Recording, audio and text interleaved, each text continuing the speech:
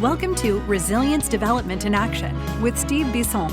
This is the podcast dedicated to first responder mental health, helping police, fire, EMS, dispatchers, and paramedics create better growth environments for themselves and their teams.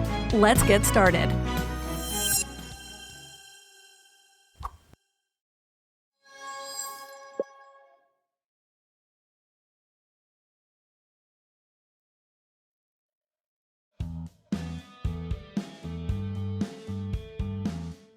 Getfree.ai.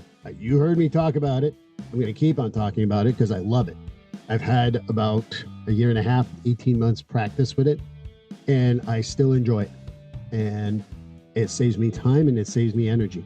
Free.ai takes your note, makes a what you're talking with a client, just press record. And it does either transcript, it does a subjective and an objective with a letter if needed for your client and for whoever might need it. So for $99 a month, it saves me so much time that it's worthwhile. And if you do it for a whole year, guess what? You get 10% off. More importantly, this is what you got to remember because you are my audience that listens to Resilience Development in Action. If you do listen to this and you want to use free.ai, put in the code STEVE50 in the promo code area, STEVE50, and you will get $50 off in addition to everything we just talked about. Get freed from writing your notes. Get freed from even writing your transcripts. Use that to your advantage. Free.ai, a great service. Go to getfree.ai and you will get one of the best services that will save you time and money. And I highly encourage you to do so. Well, hi, everyone, and welcome to episode 240. This is the third episode of the year. In episode 239, we met with Jeff Dill, who works in Nevada with the firefighters particularly, but it was a great interview. I hope you go back and listen to this. But I'm very excited to finally meet someone that I connected with online like 7 months ago when this comes out in January. And she showed up suddenly in my sheets. I do a release for the podcast regularly. I'm like, who's this? And she's like, oh, remember me from Facebook? I'm like, oh, yeah, I do. And I was actually fascinated because at the time, I think I had just asked my first person from Alaska who talked about her experience in Antarctica. And now I hear she sold out and lives in Washington. So whatever. But, I'm very happy to meet with Morgan Yaskus, and I pronounced that right, to Resilience Development in Action. So welcome. Thank you. You did pronounce it right. Yeah. And yes, I am still here in Alaska, born and raised. You're born and raised in Alaska. What part of Alaska? Wasilla. I'm about an hour outside of Anchorage, which is where you would typically fly into, or people who are less familiar with Alaska know Anchorage still. Yeah, I mean, I can't say I'm super familiar with Alaska. I mean, I would have been very impressed if you told me you were from the Aleutian Islands, but I guess that's not where you're from. It is not, no. You can see, I hear you can see Russia from there. But anyway, I got to know you a little bit pre-interview. I loved our conversation online too, and very happy to have you here. But the audience might not know who you are. So how about you do a quick introduction about yourself? Yeah. My name's Morgan. I'm a licensed professional counselor here in Alaska. I spent the last 3 years on our mobile crisis team, which was the first one we've ever had in the borough that I live in. So that was really exciting. And it was ran in kind of an interesting way, actually. So it was under the umbrella of a nonprofit. So I wasn't actually connected to EMS or fire or law enforcement. And that is how most of the other programs like in our Anchorage area are ran.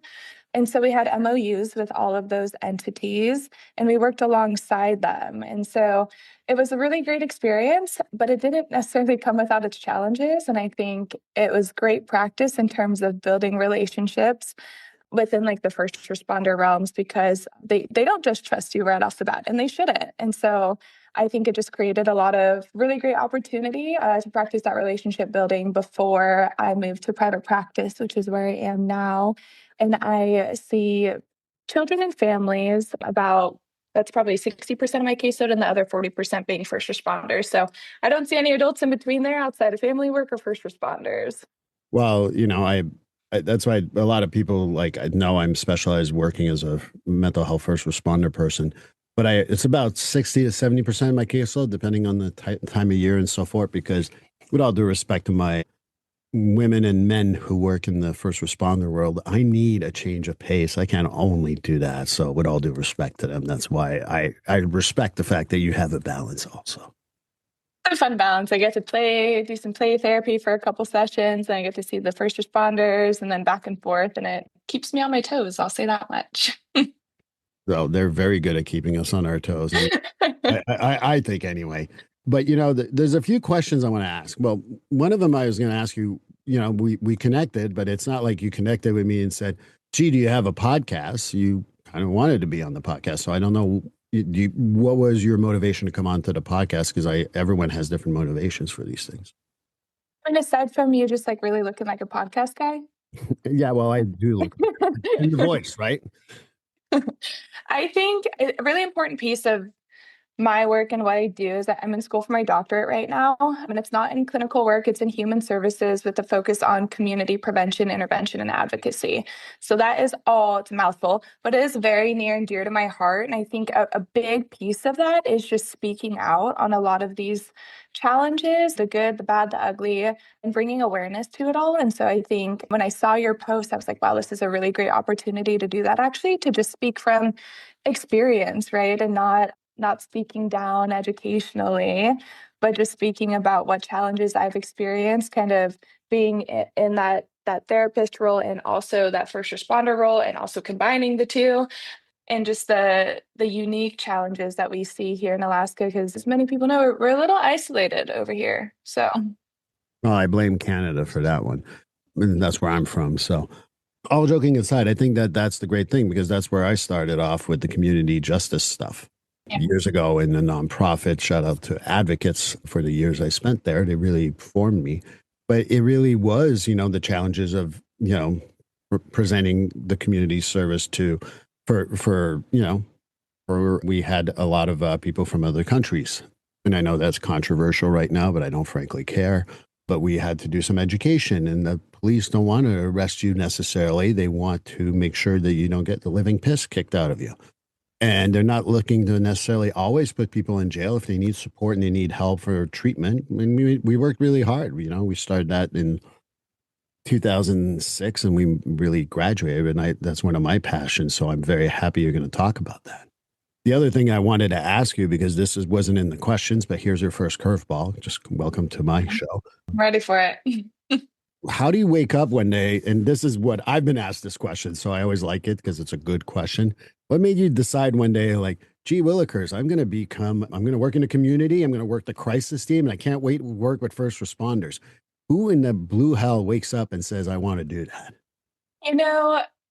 It's something we tell our clients all the time, right? It's like you recreate your childhood environments.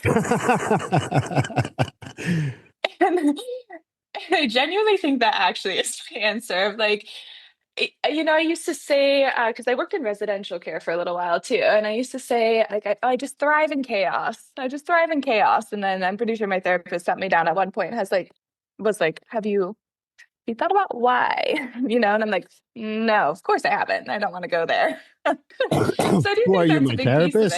Piece of it. Right. Yeah. I'm like, I think we're at time for today. I'll see you next week. Hey, a therapist being interviewed by a therapist. Sometimes we have control issues with that. But anyway. Yeah, right. But I do think that was a piece of it where I was like, oh, the chaos felt kind of normal, actually. But I also am a big believer that when you have, I got to find the right words for this, but when you have this thing that you're naturally good at, and it's this gift that you have, that it should be shared. And I think as I started working in the residential space at first, I did notice that, and that's not like a toot your own horn moment, but it was just, I felt okay in those situations. My my nervous system was able to stay regulated, and I was able to just think. Really, I think what I enjoyed most was being able to think outside of the box. And so then when the talk of creating this mobile crisis team was happening, and I was able to join that team, I got to do that for the next 3 years. I got to think outside of the box. And that's what I really enjoyed. So being okay in the chaos was a piece of it, but also just the really, I call it autonomy, but it's not like I really had a choice of thinking outside of outside of the box and really redefining what it means to meet people where they're at. Because I think truthfully that phrase gets used all of the time and it's just not always true in my experience. We're not often meeting these people where they're at. No, because we want the resolution more than we want to meet them where they're at. And it's learning to go into resolution while meeting them where they're at. And that's a tricky combo, if you ask me. Right. The other thing I want to note is I know there's a little difference in age here, but I started in residential and then I worked on a crisis team for about 15 years, among other jobs during that time. And now I'm in private practice. So I feel like there's a lot of parallels in our careers. And I find that very particularly interesting. But yeah, I think that, when you talk about helping the community, one of the things I'm sure you saw when you worked on a mobile crisis team is that not only is the community needing help, but sometimes those guys would, or gals, I'm not trying to be gender discriminatory here, but they would open up to you because of like the stuff they deal with. I don't know if that was your experience, but it certainly happened with me. Yeah, absolutely. I think a lot of times it was the first time in a long time, maybe ever, that there was somebody else there that might get it. Somebody that they're not spending 24 hours a day with, right? But yeah, I think that was absolutely a part of it. And it gave them, our team existing gave them a space to process some of these things, whether they realized that's what was happening or not. But really like our debrief system is maybe not the greatest out here either. I think we're really trying. I think they're really trying. But Alaska is really known for being behind the game in a lot of ways. Like anything that happens, we'll get there 5 to 10 years later. And I think this is one of those things that we're getting to, but we're not there yet. And so we were able to bridge that gap a little bit for them too, of being there for debriefs or leading the debriefs or just staffing different questions where, and I'll get into this a little bit later, but where they were just on scenes that it was not a medical issue or it wasn't a police issue. And like, what can we do? Because before they had nobody to ask that. They just had to figure it out or not. Well, And then everyone's mad at them regardless. well, yeah. Well, I mean, I can go on and on about that. Like, Right. you're a therapist, so you know as much as I do. There's shitty therapists out there, but they don't get the front page of the newspaper and be on ABC World News every night. But one cop does something really bad in Iowa. Sorry for picking on Iowa. Then suddenly all cops from Alaska to Hawaii and on the mainland are all shitty. And Right. that's one of the unique challenges that I find is that they don't do that in any other profession. And I think there's some discrimination there. You talk about community stuff. I always tell people like we don't want everyone who's, whatever ethnicity, gender, want to be treated the same way. But somehow we're allowed to treat cops all the same way, which seems to be quite discriminatory, if you ask me. Absolutely. And having someone like us who is able to talk about it and seen some stuff, because when you go to work on a crisis team, you do see stuff that maybe the regular population or civilians, as I like to call them, do not see.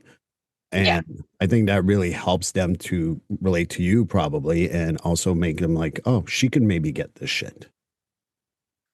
I think too that when you have that lived experience in the realm or even like as a spouse of such too, there's a greater sense of felt safety because they don't feel like they have to prove themselves to you, right? That they're not a bad guy. Right. And I think that makes a big difference in the line of work when you have had that experience. Because I could not imagine, like you're talking about these news headlines and experiencing that and being grouped into that and having to go to a therapist where you're like, okay, I want help. And then feeling the need to prove yourself that I'm not like them. I'm not a bad guy, right? It shouldn't be that way, but it is often. It's usually like that. And it's also like therapists who are not experienced. I talk about cultural competency for first responder therapists as being essential because how many cops have come to me or firefighters have said, they wanted me to tell them their worst story, the worst story I ever had. Like, well, that's gossiping, number one. And number two, who the fuck wants to talk about that, therapy or not, right? Yeah. Yeah. Steve, this is actually kind of mind blowing to me because I wrote that exact sentence down in my notes for today. Which one? Where I was like, I want to talk about this.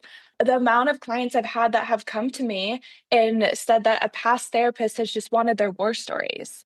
Right. Or like they're doing an intake and they're like, oh my gosh, you must see really horrible things. And they're like, well, yeah, no shit. And then their next question is like, what's the worst call you've ever been on? I'm like, oh my gosh, And what in the world?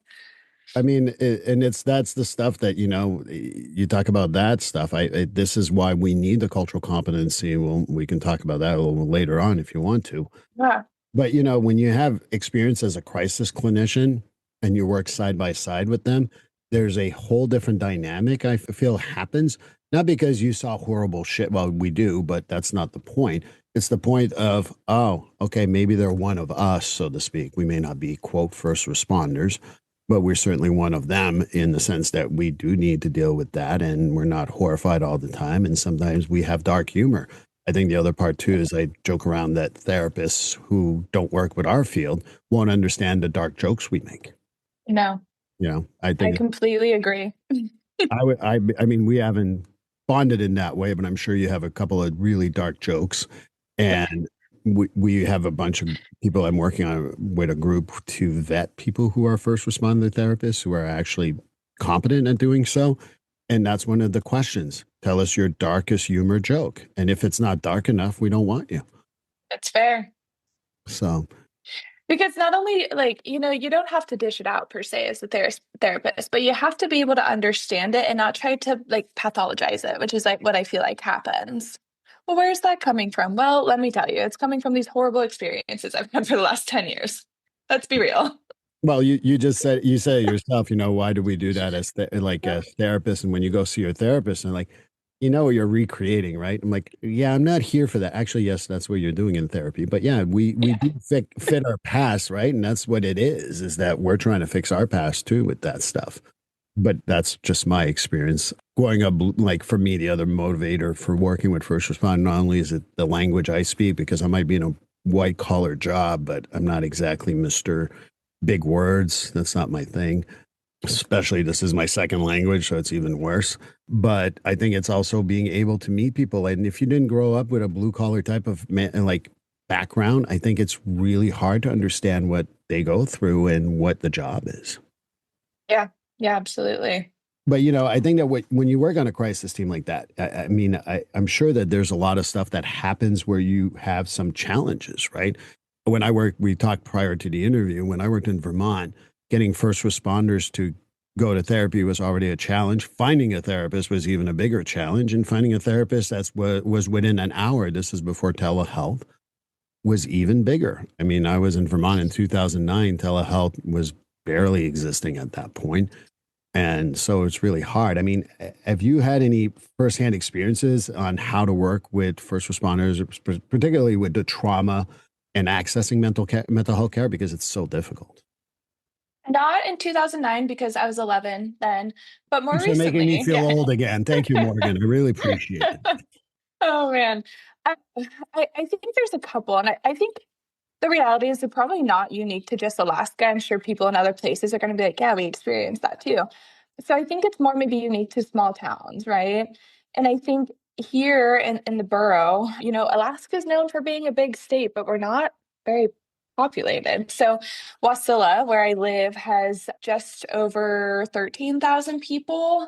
And then in the entire Matsu borough, which is the area that we served there, which I might get the state wrong in this, but I'm pretty sure it's bigger than West Virginia, is what I've been told, our borough. And it has about 110,000 residents. So that means really whenever anything happens in this community, even if you're not the first responder involved in it, you still hear about it and or the people involved. So the same first responder who's pulling individuals from a car accident, it is not unlikely for them to then pass that family in the grocery store a couple days later or be related to them, right? Or I've known them from high school. And I think that is not necessarily unique to Alaska per se, but it is unique to the really small towns. And that level of proximity and responsibility, I think, adds another layer of emotional complexity that you don't always see in the larger systems. I'm sure it's there, but I think you see it more in these smaller systems because the challenge per se isn't just lack of access to care. It's this like double bind of it's the same people that are telling you, like you're the one who holds the line. We rely on you. You're the strong one. We're calling you for help. But also you should ask for help if you need it. Right. And so the moment that they try, there's this double bind, there's tension, right? Or the moment they want to try. And I think in Alaska, in my area specifically, privacy, it's a luxury and community ties run deep. And that's a great thing about living in a small town. But it also creates almost like an identity crisis. Right. And because, if you speak up, people will know. It's likely people will know. And if you stay quiet, you're at risk of being under all of this weight, right? So it's this no-win situation that really traps, I think, helping professions, first responders most specifically, between the role that they play in the community and the human that they are. I love that because that's exactly I just had a conversation today actually with a client of mine where, I do want my police officers to be ready for the worst case scenario. But then I'm like, okay, when you get home, I want you to be balanced. And they're like, what? I didn't say it that way, but you get the point. It's really a Right. dichotomy. And you talk about small towns and small counties. I'm not only Vermont. I remember a few years ago, I was interviewed somewhere on Fox here in a local station. There was a murder suicide with two kids in a particularly small town. You can look it up if you want to. I just don't need to give the details. When they interviewed me and they said, what do you think the difficulty is? I said, it's a small town. So they all know each other, and highly likely the first responders who responded have a kid or have someone they know that knows that kid. And that makes it even harder to process all that stuff because you're supposed to be the authority. You're the cop, you're the firefighter, you're the paramedic, EMT, whatever. It doesn't matter to me. And then you got your own shit that comes from that. And where do you go? You can't turn to someone in Abington because there's an exposure thing. I'm picking on Abington, but whatever, town, right? Because even in Massachusetts, I know you're a little familiar with Massachusetts. There's Boston, but then there's like Greenfield, which is in Western Mass. It's fairly isolated. It's not too far from Amherst, but it's like 5,000, 6,000 people. And I don't think it's a unique challenge for Alaska. I think that you go to New York State, everyone says New York State, New York City. I don't know if you've ever been to Poughkeepsie, but that's pretty isolated. You go to Syracuse, it's not like it's right you get snow like you do in Alaska and Canada. And I think that there's these unique challenges in every state in this country and frankly in North America where, yeah, sure, New York City is different, Boston's different, LA is different. I get that. But we all have smaller areas. You go to California, you end up in Death Valley. There's a lot of small communities there that everyone knows everyone's business. And who do you turn to? To the therapist who went on the call with you? And that seems even more exposing, if you ask me. Right. Yeah. The issue of it, it does absolutely run deeper because it's naturally going to be closer to home because there's only so many people in this town, right? And the flip side of it too is that there's this confidentiality issue. And as much as I wish that there wasn't, there is. That's the reality, right? Like, and I'll Bring use reality onto this podcast. Please keep on yeah. living in the fairy world. It's kind of nice in there sometimes, but my office, for example, is like central Wasilla area, and it's discreet. It's tucked away, thankfully, but it's located right between our central EMS fire station and our police department. So, I mean, when you think about like Alaska, I'm going to pick on this a little bit, that people like to drive very specific vehicles that are perhaps recognizable. And in a town where that's the case, and in a field where everyone else knows your schedule, right? Like just parking outside of a therapist's office can feel like a threat to your privacy. I mean, I'm tucked away. I'm like we don't actually have alleyways, I think, like in my borough, but it's like as close as you could get to one. And that's helpful, right? And I tried to, minimize signage, and I actually got in trouble for that recently by insurance companies. They didn't appreciate that, even after I explained why. But yeah, even just parking outside of the office can feel like a threat to privacy. And I actually got curious last night and I searched because I end up referring people to other providers that are telehealth because I just didn't know of any in my area. And I grew up in this area. So you'd think I'd know, but I didn't. And I ended up looking it up and I was like, oh, well, this is why I never knew of any, because there's two. Okay. There's literally two in-person therapists in the area that explicitly say that they work with first responders. There's probably others that will from on a case-by-case basis, perhaps, but there's two that explicitly stated that. And based on their public bios, neither appeared to have lived experience with the first responder culture, which I really do believe matters more than people realize. However, like I said, that I was just going off public information. I don't actually know. But all this to say, there's two. And in a town where everybody knows everybody, the reality is even if there are more, there'd be so much conflict of interest. I have that all of the time. Conflict of interest come up that makes it bordering unethical to serve these individuals, sometimes depending on your licensing board and how you want to look at that. But it's the reality of living in a small town. You can't really get around it. I mean, I can go on about ethics around that for a long time, because while I get what the LPCs and the LMHCs and the LICSWs of the world need to say, I worked in a small time in Vermont where there was me and like 7 other therapists. So we ended up seeing family members of family members. And if you do your confidentiality very clearly and you set those limits and boundaries, there is ways to do it in an ethical way. I know the LPCs and the LMHCs in the world right now went, and they gasped, but I really don't care, in the sense that we need, like, sometimes you don't have a choice. It's just what it is. And when you work with first responders, this is the other part too, right? And you can tell me if I'm wrong. I'm assuming Alaska is exactly the same. My name, if I stop advertising everything, not a website, not nothing, I know that I would still get phone calls because they're like, oh, Department Holliston is where I'm at. Oh, the detective in Holliston told me to call you, and I'm in Amherst. I don't know anyone in Amherst, so that's why I'm trying to use a town I don't know. And they're like, oh, okay. I hear you're competent. I always joke around. And I say, don't listen to lies. I'm really, really bad. Because now you're going to expect a lot of results. I don't want that. But all joking aside, it is an ethical dilemma for some. But for me, I've decided that if you set the limits and the boundaries pretty quickly, and for me, it's pretty easy. You might work in the same department. You ask me any questions about anyone that you know is seeing me, you're gone. I'm not negotiating with you. I'm not giving you a second chance. You're gone. And I think there's ways to do that. I know the LPCs would say borderline crossing boundaries. I mean, you can set good boundaries and not cross them. We have a duty too, as I'm an LPC. And if it's between a possible conflict of interest from a scene I worked 5 years ago with this individual or no service at all, then I think we have a duty to serve.